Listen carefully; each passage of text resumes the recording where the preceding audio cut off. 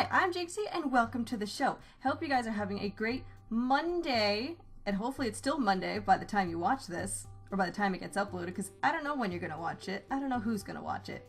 But if it's Monday, happy Monday. If not, hope you're having a good day. Anyways, so this is going to be a cool down, this drawing that we're doing right here.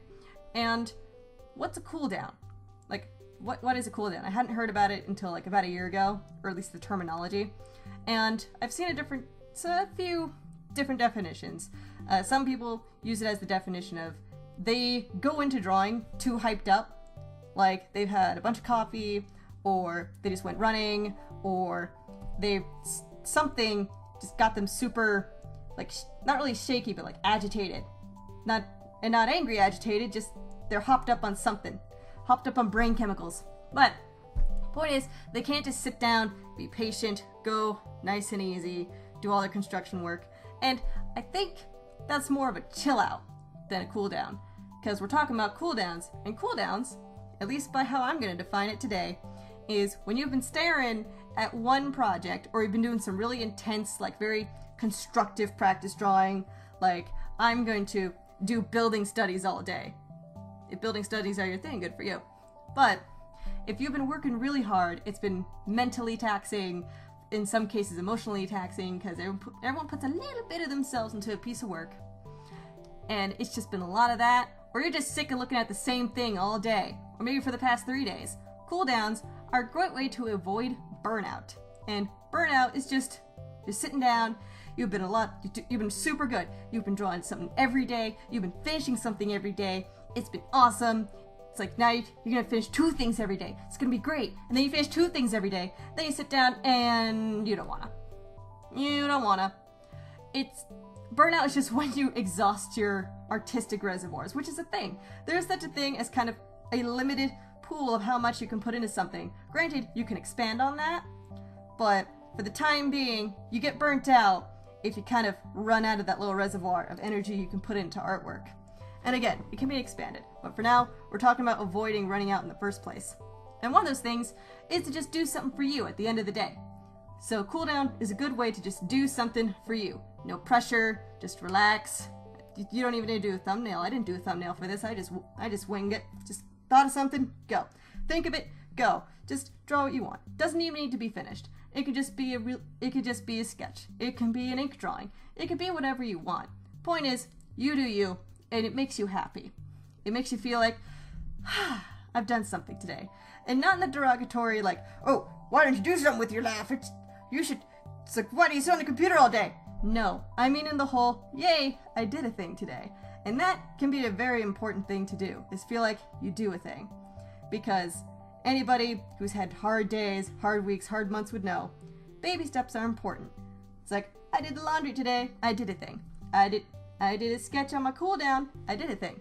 It's especially difficult when you do things that do have a lot of like small steps that take a long time. Like if you're doing a comic page, you gotta do the sketch for each panel, you gotta do the inks for each panel, you gotta do the flats for each panel, you gotta do the backgrounds.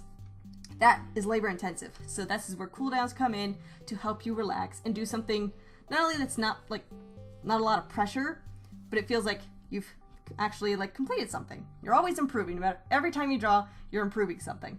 Sometimes it's conscious, like I said, building studies or car studies. It's like, well, I suck at cars, I'm gonna go draw cars. That is emotionally taxing for some. Ooh, sorry, I'm burpy. Anyways, that's what you want to feel. So here, this is my cooldown. I just happened to finish it and it took 90 minutes. Not bad. Inking didn't take long, flats didn't take long. Here's the shading, and rendering and shading is probably my favorite part of the piece, because for me, that's kind of when it all really comes together. It's like this is where everything kind of fleshes itself out, kind of really comes together as at least a quasi-completed piece. Something I could just sit down and say, yeah, that's pretty finished to me. But yeah, starting out with don't do that. Don't mess up your layers like that I did right there. But yeah.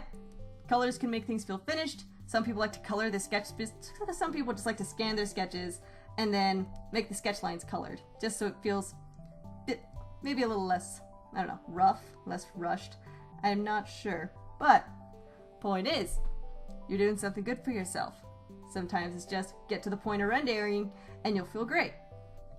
So here we're using the program Krita, which is a great free software. I use it all the time because I am poor. That is actually a legitimately powerful piece of software, considering that every time it's updated, it's all kickstarted. They get a lot of backers, and however many milestones they hit, they'll add another feature or they'll tweak another feature in the program. And the people there are super nice. So if you Google Krita, and if it's compatible with your computer, I highly recommend it, especially if Photoshop has too many bells and whistles that you just don't feel like dealing with, like I do. The only problem with Krita is the text tool. You'll have to figure out a way around that. But, anyways, yeah. I hope you guys are enjoying the little process here. I enjoy speed painting very much. Watched it for a while, and I actually started the whole channel thing because I wanted to be held accountable for doing more drawings. Because, yeah, remember when I talked about burnout? That was me for like a good 3 or 4 months. And it was pretty bad, so I figured a way around it. And that is starting a YouTube channel.